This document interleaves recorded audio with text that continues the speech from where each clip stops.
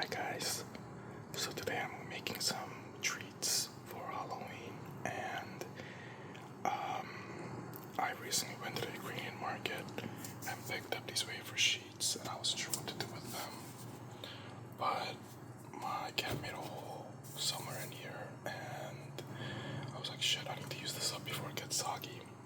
So what I'm thinking of doing is make a ganache, make a whipped ganache, and I'm actually gonna incorporate some caramel flavors in there by literally making some caramel, putting it into the cream, and then whipping the final ganache. I do like caramelly notes if there's dairy in my chocolate. I'm gonna make some, cut some macademia with caramel, maybe not, I don't know. And then fold those with these pearls in, so that the final product has a lot of different textures and intense chocolatey flavor. I'm so sorry if you hear some rattling, those are my cats. I think I'm gonna go for a 2-to-1 ratio, 2 parts chocolate and 1 part cream, because it should be stiff enough for me to whip. I got Lind. I think Lind is great for their price point and the fact that you can get it, everywhere. I don't like Ghirardelli at all. I think it's way too harshly acidic, and I've always liked Lind. I think it's very balanced.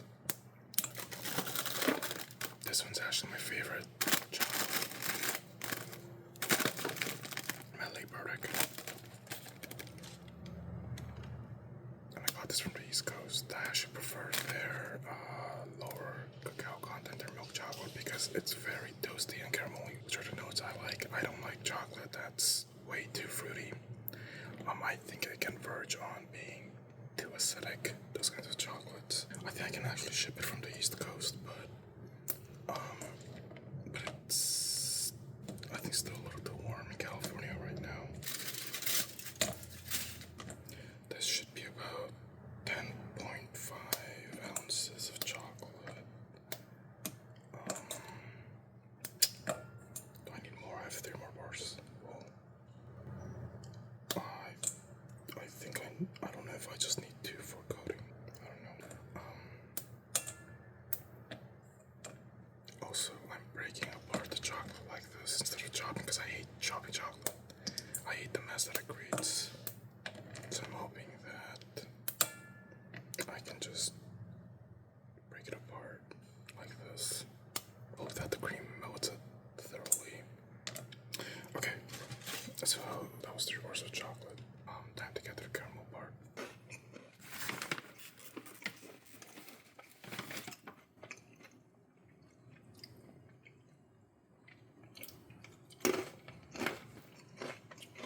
When you guys make caramel, make sure that you don't actually stir, because any impurities in your spatula can fuck up the caramel by crystallizing the sugar. So stir with this. What I'm gonna do, which is what I always do, is to get a damp paper towel and wash, literally just moisten the edges of your pan so that the droplets fall down, and uncrystallize any of the printer, because those kind of boundary edges, whether it's from the sugar to the pan or the sugar to your spatula, those are crystallizing. So yeah, oh, my heat is very high. So stir like this, but the boundary between, here I can take it off a little, between the pan and the sugar, that's where the crystallization happens. So as long as you keep that okay, then you should be good. Okay, it's gotten pretty caramelly for my liking, so now I'm gonna put the cold cream into this thing. Be careful for splatters. This sugar is extremely hot.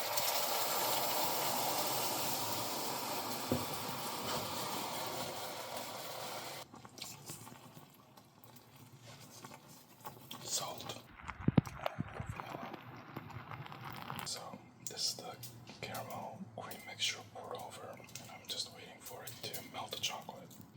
Okay, so that's what the mixture looks like. I just kind of did this to the bowl to melt it evenly. Tastes great. It kind of tastes like a Dex bar. Now I'm debating whether I should still caramelize the macadamias because this is pretty caramelly. So, anyway, once this cools down, I'm gonna whip it up. Macadamia nuts are caramelized.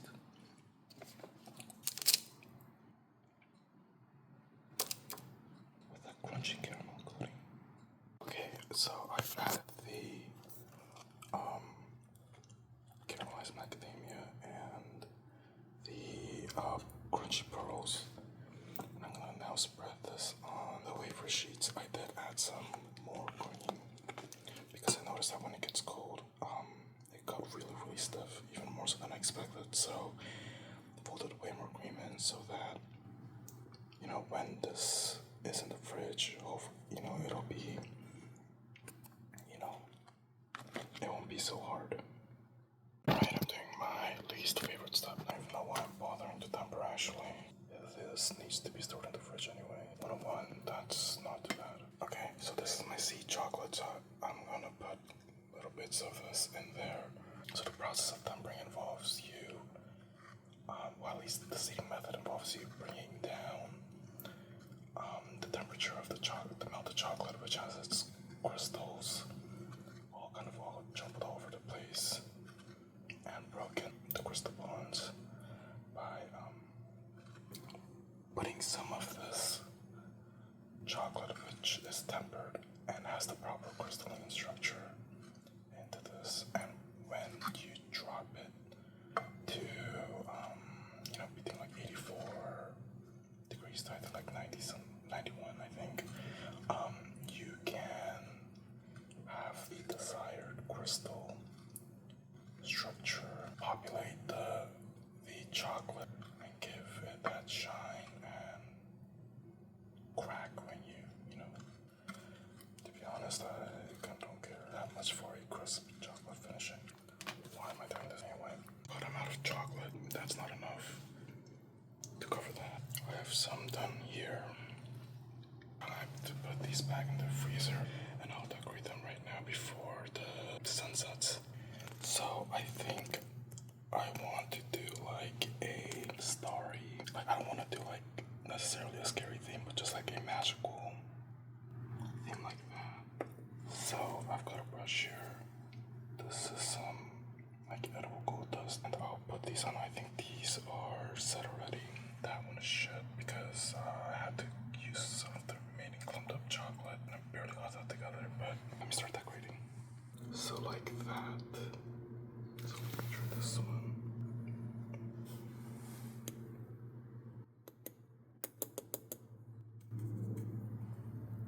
I just wanted to like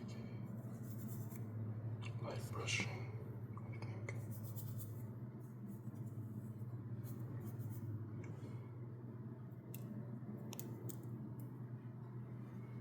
That was probably too much.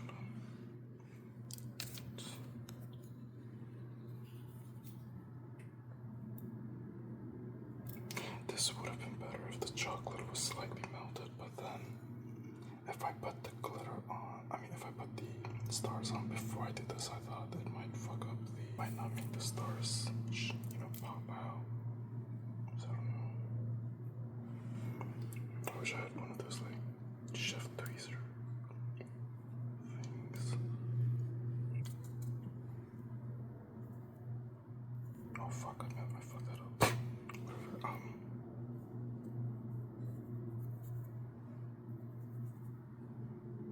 yeah, sort of like a magical, dreamy vibe to it. And so that it's like, it kind of reflects how, like the deep, intense dreaminess of the chocolate inside. So, let me show you when they're all done. Yay, they're done. I fucked that one up by adding too much glitter. That was the first one I tried. So yeah, that's what they look like.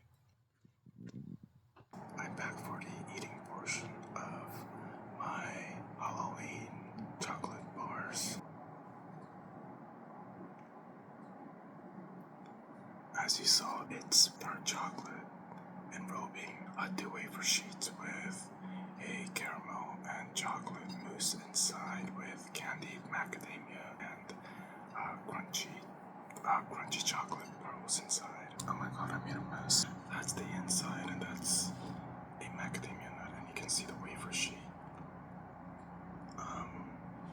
You can see like at the bottom, I'm not sure if you can see there, but the macadamia has like a caramel coating, a very light caramel coating on the outside.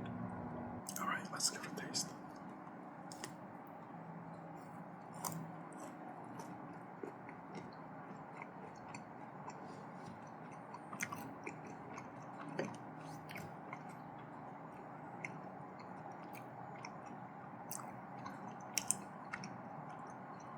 Really, really intense.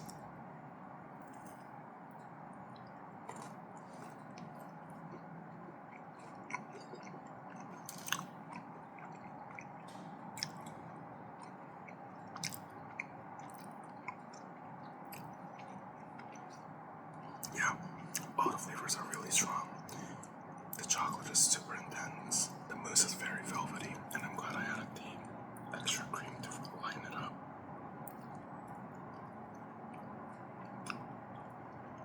Yeah.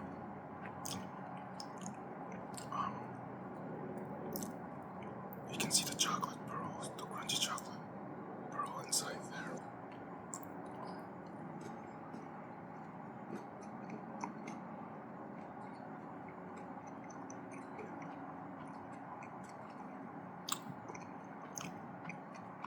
Kind of messy, but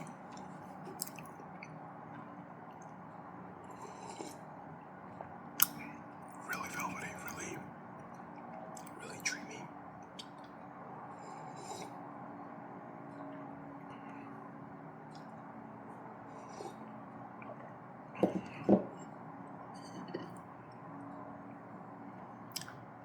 These wafers are thicker than I expected. They kind of taste different than sugar waffles do, which is what I was expecting.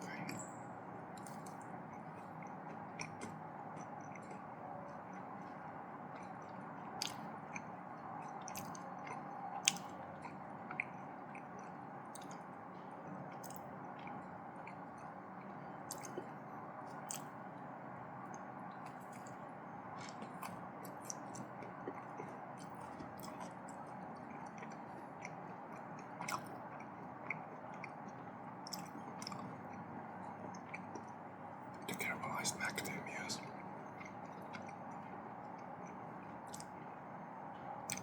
Taste really good, and they're really luxurious here.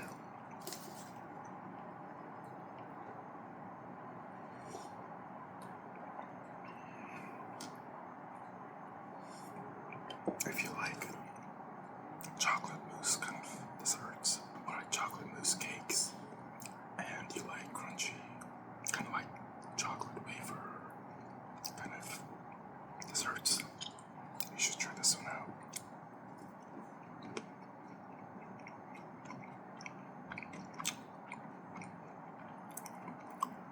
If you're a chocolate lover, this one's definitely for you. I made a bunch, and wrapped some like this, and I have a few. Some other ones I put it in this box here, and I got rid of the tie that was over here. It's like a gift box. Anyway, thanks for joining me today. Happy Halloween, and if you guys are gonna go trick-or-treating, have a safe time, have a fun time, and likewise, if you're going to like a Halloween party, have a safe and fun night. Alright guys, I'll see you next time. Bye.